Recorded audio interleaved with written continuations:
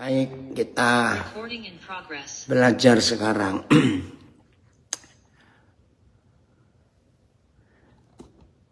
Tema kita hari ini dipilih oleh saudara kita dari Tanjung Raja ya?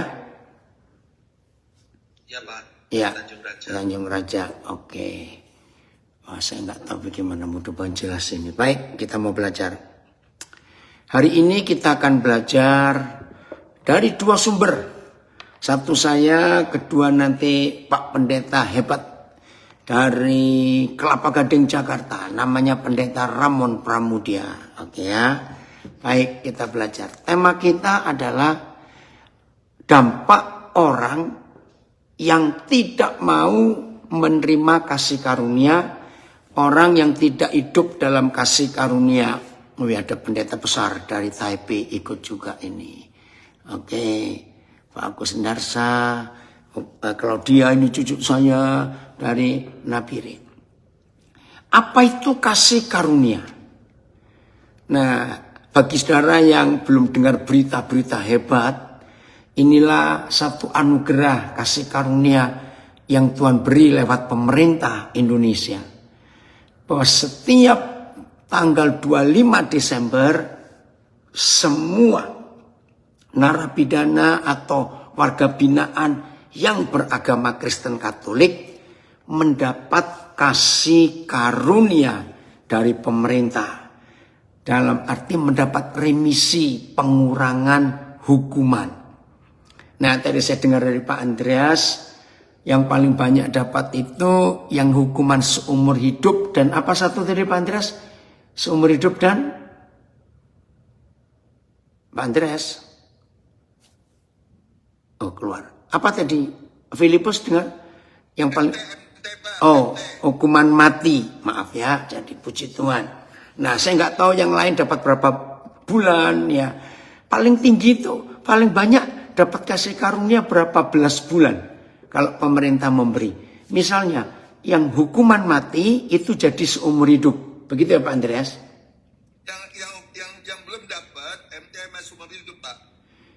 Dia tunggu berubah dulu ke 20 tahun Pak. Oh maaf, saya salah. Yang belum dapat remisi, belum dapat kasih karunia itu yang vonisnya seumur hidup dan hukuman mati. Itu yang belum ya? Iya. Nah, itu paling banyak bisa 1 tahun Pak. Oke. Kalau dia hukuman yang berat. Oke. Nah, remisinya. kalau yang bukan seumur hidup dan MT itu paling banyak pemerintah memberi remisi berapa bulan? Paling banyak. 1 tahun ada Pak. 1 tahun. Ya. Oh jadi 20 tahun itu bisa dapat bisa 1 tahun. Oke, jadi paling tinggi 12 bulan ya. Berjenjang dia. Ya, berjenjang. Oke, saya sapa dulu ini anak saya, Daniel. Anak saya ini minggu yang lalu baru dapat transplantasi ginjal. Karena ada masalah sejak lahir. Daniel, sehat kamu ya? Senang sekali Papa kamu ada ikut Zoom sekarang ini. Baik, nah. Lalu dalam hukum negara kita, saya nggak tahu negara-negara yang lain, hak yang paling tinggi yang dimiliki, yang didapati oleh semua kita yang vonisnya hukuman mati, maka yang paling tinggi Presiden Republik Indonesia siapapun dia, maka Presiden Republik Indonesia berhak memberi grasi. Nah, ini hukum yang luar biasa. Grasi itu diambil dari bahasa Latin. Ya, gratia. Nah, masih ingat apa yang dibuat oleh Martin Luther pada tahun 1500 sekian itu? Sola fide, hanya karena iman. Sola scriptura, hanya karena firman. Sola gratia, hanya karena anugerah. Nah, dalam bahasa Inggris menjadi grace. Dan ini hebat, saya tidak tahu siapa yang memberi istilah grasi di hukum negara Kesatuan Republik Indonesia ini. Dan grasi itu hanya diberi oleh seorang yang berpangkat presiden. Jadi kalau ada kita terpidana mati di Indonesia, lalu mengajukan gerasi, mengajukan kasih karunia, memohonkan pengampunan dari presiden. Nah ini saya tidak tahu. Presiden kita pakai alasan apa, dasar apa, motivasi apa. Yang satu diterima gerasinya, yang lain ditolak. Itu saya nggak tahu. Mungkin semua kita juga tidak tahu. Itu hak presiden. Nah, kita bersyukur di Indonesia urusan hukum banyak menggunakan istilah-istilah Alkitab, saudara, di Indonesia ini. Ya, terima kasih Tuhan untuk itu. Nah, saya harap dengan pendahuluan ini masing-masing kita akan mengerti betapa hebatnya kasih karunia yang dari pemerintah kita. Seberapa berat pun hukuman yang kita terima karena kejahatan kita, karena kesalahan kita. Tapi kalau kita memohon, maka Tuhan, ya Daniel, ada kakakmu dari Palu memberi kekuatan. Tuhan Yesus berkati kesehatan ginjal barunya Daniel, puji Tuhan. Ya, ini anak saya itu masih ada di rumah sakit Darmais ya, di Jakarta. Nah, kalau kita melihat fakta ini, saudara, coba renungkan. Kira-kira ada enggak orang yang menolak kasih karunia? Ada enggak orang-orang yang menolak gerasi, menolak remisi? Ya, kalau Islam itu bulan waktu Lebaran. Ya, nanti kalau yang agama lain sesuai hari besar keagamaan mereka. Tapi pemerintah juga menyediakan remisi secara umum setiap 17 Agustus. Nah, jadi masing-masing kita yang terbukti bersalah, paling tidak dalam 1 tahun dapat 2 kali kasih karunia. 1 secara nasional 17 Agustus dan 2 secara agama kita masing-masing. Terima kasih Tuhan untuk pemerintah kita itu. Nah, bahkan tahun yang lalu ya pemerintah membuat peraturan baru, kalau toh dapat vonis hukuman mati lalu ditinjau selama sekian tahun, saya lupa berapa tahun ukurannya, kalau berkelakuan baik selama di dalam, maka hukuman mati langsung turun jadi hukuman seumur hidup. 10 tahun, Pak. Oh, setelah 10 tahun ya. 10 tahun, Pak. Ya, oke. Nah, saudara, waktu hukum itu dibuat, kasus Ferdy Sambo belum diputus, belum divonis. Kita akan belajar ini, ya. Akhirnya pengadilan memberikan hukuman terberat, yaitu hukuman mati buat saudara kita ini. Nah, begitu hukum itu berlaku, ya, bahwa siapapun yang sudah divonis hukuman mati, tapi dalam 10 tahun kelakuan baik dan semuanya, maka hukuman itu berubah. Dari seumur hidup nanti menjadi 20 tahun. Nah, Ferdy Sambo kena hukuman mati. Saudara, maaf ya, saya tidak bicara tentang saudara kita FS ini, tapi bicara secara umum.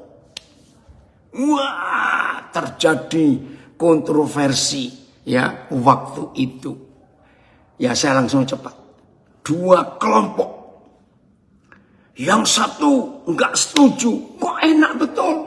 Sudah bunuh prajuritnya sendiri, anak buahnya sendiri.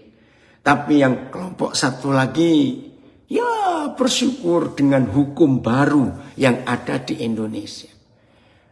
Nah, saya waktu itu sedihnya luar biasa. Kenapa? Kalau saudara masih ingat Bali 9, 9 orang anak-anak muda dari Australia yang menyelundupkan narkoba dari Thailand mau dibawa ke Australia, tertangkap di Belanda. Tertangkap di Bali. Andrew Chan dan Myuran Sukumaran. Aduh, saya sedih ketika hukum itu baru berlaku tahun yang lalu, 2022. Seandainya hukum itu berlaku sebelum Andrew Chan ditembak mati, dieksekusi, pasti ada perubahan. Ya udahlah, itu sudah lewat. Nah, yang saya maksud begini. Dua kelompok yang terjadi gara-gara Verdi Sambo bisa berubah status hukumannya. Saya harap saudara ngerti ya. Kelompok pertama, wah kecewa. Kenapa hukumannya berubah? Tapi kelompok yang satu, syukur ada perubahan hukum itu. Saudara, saya tidak membahas secara spesifik. Siapa kelompok pertama tadi yang tidak setuju hukum itu berlaku? Dan siapa kelompok kedua yang bersyukur hukum itu berlaku? Nah, saya nggak bahas itu. Tapi ayo kita jujur pada diri kita sendiri. Mengapa putusan ini bisa membuat dua kelompok orang? Jawabannya dari tema kita. Saya tidak tahu apa motivasi saudara-saudara dari Tanjung Raja memilih tema ini. Jangan menghindar, meninggalkan, menolak kasih karunia. Maka kelompok pertama adalah kelompok pendendam. Maka itu enggak setuju vonis hukuman mati berubah setelah 10 tahun jadi vonis umur hidup. Kelompok yang kedua itu pasti yang punya kemurahan hati dan ada hubungan keluarga atau persahabatan. Maaf, saya tidak membahas itu. Nah, sekarang kita tanya. Saudara dan saya masuk kelompok yang pertama. Yang senang kalau ada orang berdosa itu dihukum. Atau kita masuk kelompok yang kedua. Terima kasih Tuhan. Engkau memberikan keringanan hukuman. Oke? Nah, jangan tanya saudaramu, lah kamu masuk kelompok mana? Jangan. Ya jangan. Jangan tanya. Tapi kita akan bahas, saudara. Mengapa ada kelompok pertama pendendam? Mengapa ada kelompok kedua yang bersyukur pengurangan hukuman itu terjadi? Jawabannya ada di satu garis ini. Ya, perhatikan. Jawabannya ada di satu garis ini. Apa itu? Yang dihukum itu apa kita? Kalimat ini gimana ya? Ya, yang dihukum itu apanya kita? Saya harap saudara mengerti. Nah, gara-gara satu garis ini, maka terjadi dua kelompok. Satu yang menolak kasih karunia. Dua yang menyetujui kasih karunia. Saya harap mengerti ini. Saudara, firman Tuhan itu sangat luar biasa. Terima kasih Bapak. Ada kebenaran yang hebat ini. Saya sapa dulu Frans. Mudah-mudahan firman ini akan menolong kamu untuk memutuskan tentang kasus adikmu sendiri. Maaf yang belum tahu siapa ini. Ini urusan kakak beradik. Nah, oh ternyata dia jawab. Apakah adik saya menolak kasih karunia Tuhan ya Pak? Ini yang pertanyaannya. Oke, itu bukan urusan kita. Tapi ketika adikmu bebas, jadi saudara kita ini punya adik yang gak tahu masalahnya bertubi-tubi. Lebih dari 2 kali masuk penjara karena kasus. Akhirnya coba diurus, adiknya bebas. Baru bebas belum 2 minggu adik ini bikin ulah. Bukan ulah yang sekedar ringan.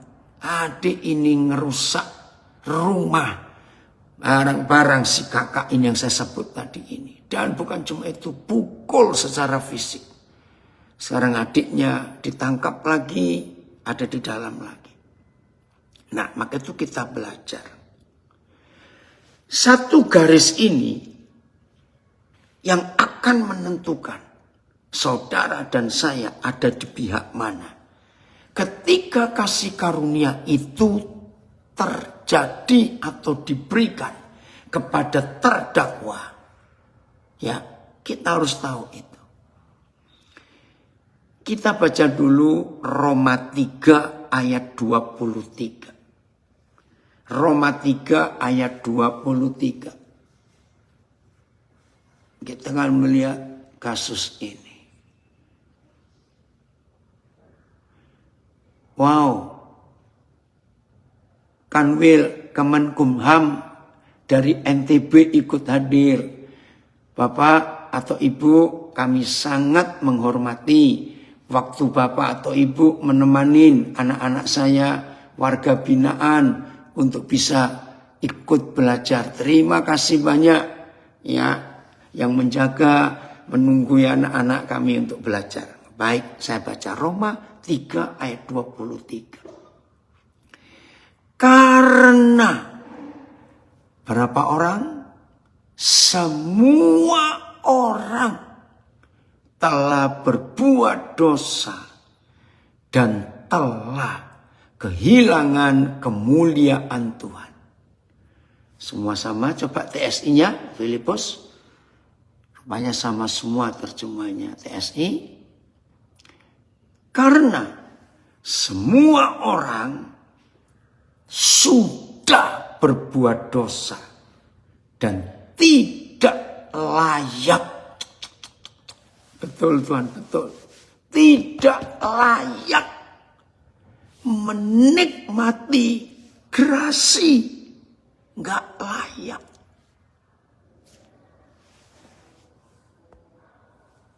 Ya, FIA saya baca, nggak usah Filipus ini di sini ada. Ya, semua orang telah berdosa.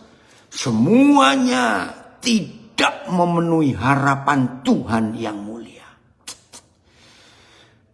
Nah, satu garis ini yang kita tadi bahas.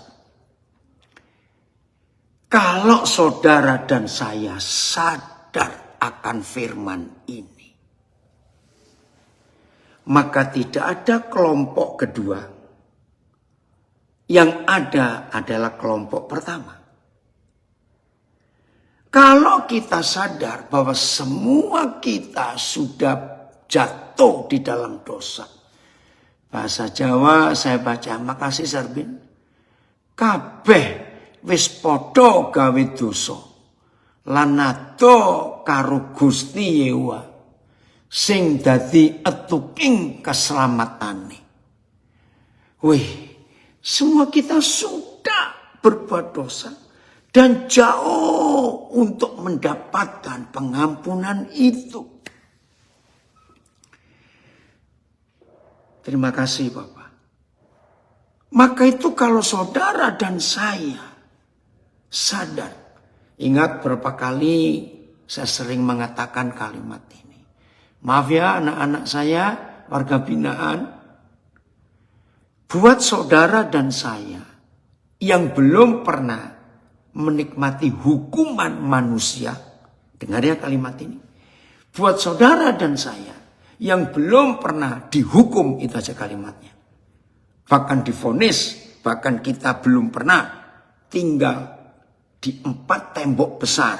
Seperti saudara kita, anak-anak saya warga binaan ini. Jangan sombong. Jangan berkata, mereka lebih rendah dari aku. Karena aku tidak pernah masuk atau tinggal di tempat seperti itu. Stop berkata seperti itu. Itu sebuah kesombongan dan kejahatan. Sekarang setelah kita membaca Roma 3 ayat 23 ini. Ini yang sering saya katakan. Kalau malam ini Tuhan Yesus datang misalnya. Maka percayalah. Saudara-saudara kita yang ada di dalam tempat itu yang akan lebih dulu masuk surga daripada kita yang masih bisa bebas keluyuran seperti ini. Loh, kenapa begitu? Sebab mereka sudah menjalani hukuman manusia dan kita belum. Jangan tersinggung saya bicara ini. Loh, Pak Daniel ngomongnya kok enak sekali. Saya buktikan. Bukankah kita juga menurut Roma 3:23 adalah bajingan-bajingan dan penjahat-penjahat? Jangan tersinggung saya berkata ini.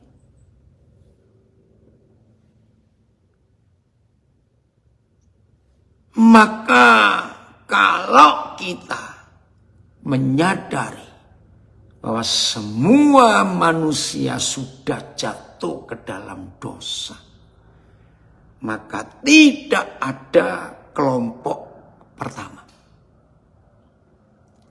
Gusti berkahi Raden Mas Tony Andrianto berkata dalam, saya ulangi, kalau saudara dan saya sadar betul, Wohan Hao, disapa saya orang Taiwan ini. Kalau masing-masing kita sadar bahwa semua kita sudah jatuh di dalam dosa, sehingga tidak ada seorang pun yang tidak berdosa di seluruh muka bumi ini, maka semua kita akan mensyukuri kasih karunia Tuhan itu. Sehingga kita, salah tiga hadir puji Tuhan, sehingga kita tidak akan menolak kasih karunia itu. Maaf kepada keluarga yang dirugikan, kepada keluarga yang kehilangan orang yang dikasihi karena terbunuh, dan pembunuhnya dapat gerasi atau dapat kemurahan hukuman. Ayo kita menyadari, kita juga orang berdosa yang berhak menerima kasih karunia. Tolong kami Tuhan untuk tidak sombong dan suka menghakimi orang. Kita lihat 2 Samuel pasal 1. 2 Samuel pasal 1. Coba cari ayat berapa itu Filipus. Daud meratapi kematian Saul. Itu aneh. Daud meratapi kematian Saul. Bahkan Daud menyuruh prajurit-prajurit yang hebat mengambil mayat Saul yang dibunuh dalam peperangan, bahkan digantung mayatnya. Oke, ayat 1, pasal 1, 2 Samuel ayat 1, betul. Makasih Filipus. Setelah Saul mati, dan ketika Daud kembali sesudah memukul kalah orang Amalek, dan tinggal 2 hari di Siklag. Terus ayat 2, satu terjemahan aja Filipus, karena agak panjang pembacaan ini.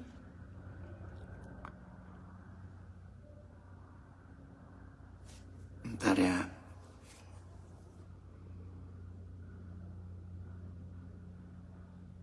Daud itu pribadi yang betul-betul menikmati kasih karunia itu, saudara. Sehingga luar biasa dia. Saya ulangi, 2 Samuel 1 mulai ayat 1.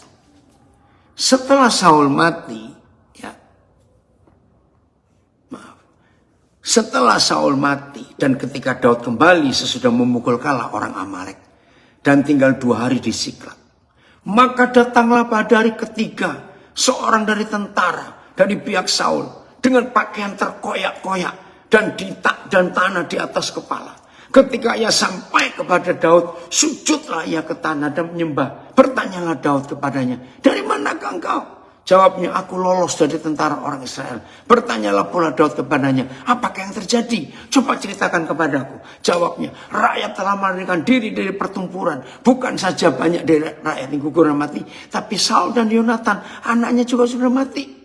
Lalu Daud berkata pada orang muda yang bawa kabar kepadanya itu, bagaimana kau ketahui bahwa Saul dan Yonatan anaknya sudah mati? Orang muda yang bawa kabar itu berkata kepadanya, kebetulan aku ada di pegunungan Gilboa. Maka tampaklah Saul bertelekan jadi bersandar pada tombaknya. Sedang kereta-kereta dan orang-orang berkuda mengejarnya. Ketika menoleh ke belakang, ia melihat aku, lalu memanggil aku dan berkata, ya Tuanku. Ia bertanya kepadaku, siapakah engkau? Jawabku kepadanya, aku seorang Amalek.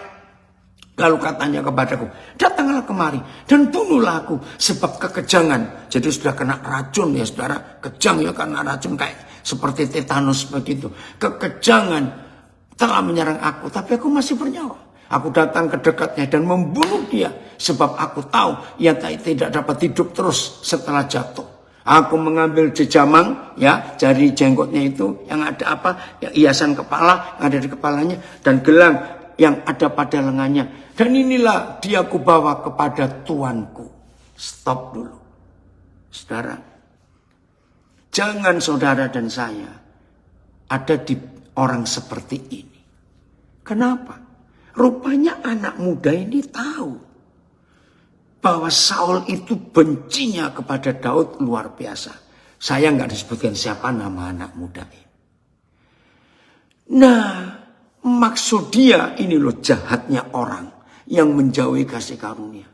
Maksud orang muda ini memberitakan ini berita bohong loh. Ini bohong. Yang membunuh Saul bukan dia, tapi memang orang Amalek. Nah, maksud dia menceritakan kasus ini supaya dia dapat hadiah dari Raja Daud. Wih, terima kasih anak muda. Ini kalau istilah saya. Wah, terima kasih anak muda. Engkau membalaskan dendamku terhadap Saul. Dengan harapan dia dapat hadiah. Tapi tidak dengan Daud. Lalu Daud memegang pakaiannya dan mengoyakkannya. Dan semua orang yang bersama-sama dengan dia berbuat demikian. Dan mereka meratap, menangis, dan berpuasa. Sampai matahari terbenam karena Saul, karena Yonatan anaknya, karena umat Yahweh. Dan karena kaum Israel, mereka telah gugur oleh pedang. Ini orang yang hidup dalam kasih karunia. Saya selalu memberikan fakta ini kepada orang yang mau menerima kasih karunia, menerima grasi, menerima remisi atas orang lain. Atau orang yang menolak kasih karunia. Dengarkan kalimat ini. Kalau orang-orang yang melukai kita, betul dari Palu 2 Samuel 1 ayat 1 sampai 10, jahat orang yang menjauhi kasih karunia. Weh Helmi, betul ya nak, kamu kasih hati yang banyak sekali. Ya, ingat ini. Begini ya, ini cara saudara dan saya ngecek. Apakah kita hidup dalam kasih karunia itu atau tidak? Ini caranya ngecek. Kalau kita mendengar berita baik dan tidak baik yang dialami orang yang merugikan kita, yang menyakiti kita, yang memfitnah kita, yang menghancurkan hidup kita. Apa reaksi hati kita kalau kita mendengar mereka kecelakaan, mereka mengalami musibah?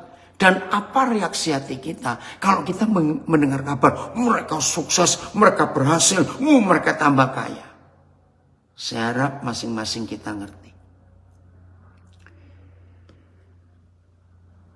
Nah, reaksi kita ketika mendengar berita tentang yang baik dan yang tidak baik kepada orang atau keluarga atau institusi lembaga yang merugikan kita.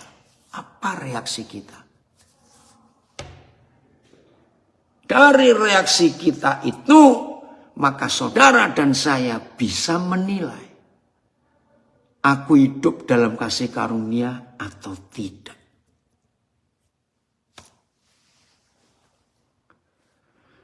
Tuhan tolong kami. Sayang waktu ya, nanti baca terus sampai kisah itu selesai. Hebat saudara.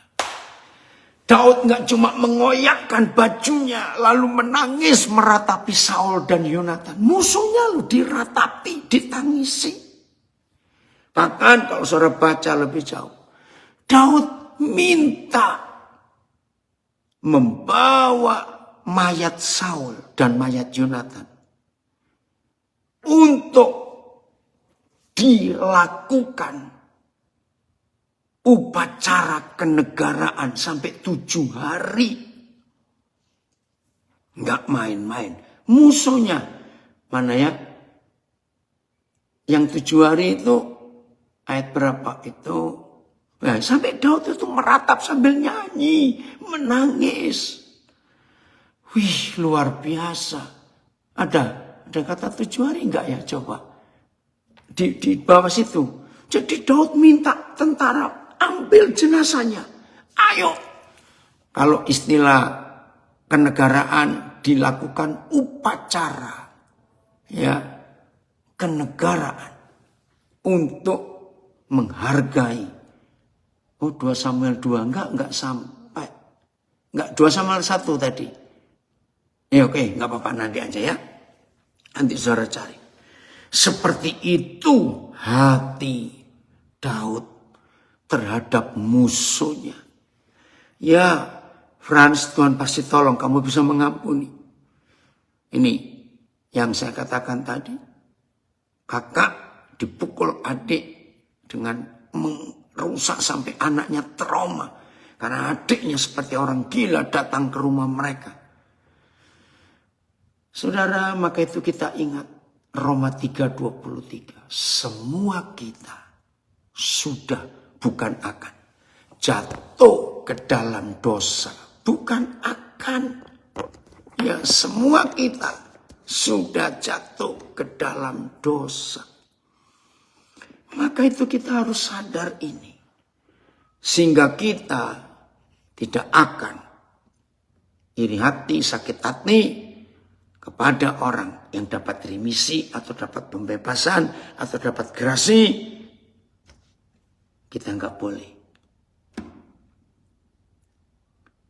Ayat berikut. Ibrani 12 ayat 15. Ibrani 12 ayat yang ke-15. Betul. Orang bernama Husain menulis. Karena apa yang keluar dari lidah berasal dari hati. Itulah sebabnya sikap hati sangat-sangat perlu dijaga. Karena itu yang mencerminkan kasih karunia atau anugerah. Betul ya, Jen? Maka itu hati-hati kamu dalam kirim WA semuanya. Jangan jelekkan yang lain. Oi, dosen hebat. Helen, sorry tadi Bapak belum baca habis WA-mu nanti ya. Ibrani 12 ayat 15. Jagalah supaya jangan ada seorang pun menjauhkan diri dari kasih karunia. Jangan ya. Semua kita, maaf ya saya charger dulu. Semua kita jangan menjauhkan diri dari gerasi, dari kasih karunia. Jangan ya. Ayo nikmati pengampunan yang dari Tuhan itu. Saya ulangi. Jagalah supaya jangan ada seorang pun menjauhkan diri dari kasih karunia Tuhan. Agar jangan tumbuh akar yang pahit. Yang menimbulkan kerusuhan. Dan yang mencemarkan banyak orang. Aneh ya. Kenapa? Begini kisahnya. Kalau orang yang menyakiti saudara. Dan orang itu mengalami pembebasan, mengalami kemerdekaan, mengalami bebas hukuman. Dan saudara sakit hati. Itu artinya saudara sedang menjauhkan diri dari kasih karunia. Karena saudara nggak suka ada orang diampuni. Sebab saudara ingin orang itu hancur hidupnya. Oh, ada ya? Oke. Ini 2 Samuel 1 ayat 11. Terima kasih Yohana. Tidak ada yang seperti Daud yang mau meratapi sampai begitu rupa orang yang telah jahat kepadanya. Terima kasih. Daud itu bisa menangis, saudara. Meratapi musuhnya yang mati. Itu kan aneh secara logika manusia. Dari Bali ada komen. Yang dibutuhkan manusia adalah kasih karunia. Karena tanpa kasih karunia manusia tidak akan pernah melihat Tuhan. Dan tidak akan pernah mengalami perubahan hidup pertobatan betul. Ini kasih karunia itu. Maka itu kita harus ngecek lagi sekali. Apakah kita sudah mengampuni? Terjemahan yang lain, Filipus. Tuhan tolong kami. Supaya tidak ada lagi seorang pun di antara kami menjauhkan diri dari kasih karunia itu. Oh, bahasa Jawa. Podo diprayitno. Ojo nganti ono wong kang ngoncati. Ngoncati itu menolak dengan keras. Si rahmati Yehuwa. Muri ojo nganti ono oyot pahit akar pahit. Kang tukul serta nuwake menumbuhkan rarusuh kang jemberi wong akeh, merusak mengotori banyak orang. Ayat ini. Pastikan. Amin. Dari Medan Amazing Grace. Terima kasih. Anugerah yang tak terkatakan. Pastikan. Supaya jangan ada seorang pun yang kehilangan anugerah Tuhan. Kasih karunia. Pastikan juga. Supaya jangan ada akar pahit yang tumbuh. Dan menimbulkan masalah. Sehingga mencemari banyak orang. BIS. Jagalah. Jangan sampai ada seorang pun yang keluar dari lingkungan kebaikan hati Tuhan. Supaya jangan ada yang menjadi seperti tumbuhan beracun di tengah-tengah kalian. Sehingga menimbulkan kesukaran. Dan merusak banyak orang dengan racunnya. Wow. Saya baca lagi BIS-nya ya. Jelas sekali. BIS dulu, BIS. Jagalah. Jangan sampai ada seorang pun yang keluar dari lingkungan kebaikan hati Tuhan. Supaya jangan ada yang menjadi seperti tumbuhan beracun di tengah-tengah kalian. Sehingga menimbulkan kesukaran dan merusak banyak orang. Dengan racunnya itu. TSI. Waspadalah. Supaya jangan seorang pun di antara kalian meninggalkan kebaikan hati Tuhan. Karena orang semacam itu akan menjadi seperti tanaman beracun yang menularkan kenajisannya kepada anggota jemaat yang lain. Hendaklah saudara saling menjagai supaya tidak seorang pun di antara saudara gagal mendapat berkat Tuhan. Jagalah supaya jangan ada kepahitan yang berakar di antara saudara-saudara. Sebab kalau ada, hal itu akan menyebabkan banyak kesulitan yang merusak kehidupan rohani banyak orang. FYI-nya. Lagi sekali terima kasih dari Tanjung Pura yang milih tema ini. Ayo semua kita menjadi pelaku kasih karunia. Ayo semua kita bukan cuma menjadi pelaku kasih karunia. Tapi kita bagikan kasih karunia ini kepada sebanyak-banyaknya orang. Ini yang Tuhan cari di antara kita. Maka itu saudara kita harus selalu periksa diri. Untuk selalu mengampuni. Tidak ada yang lain mengampuni. Maka kalau kita bisa selalu mengampuni. Gak ada akar pahit di hidup kita. buang dendam. Buang dendam. Ya, oi anak saya ini lama sekali papa nggak ketemu kamu. Baik-baik ya, salam buat cucu-cucu papa.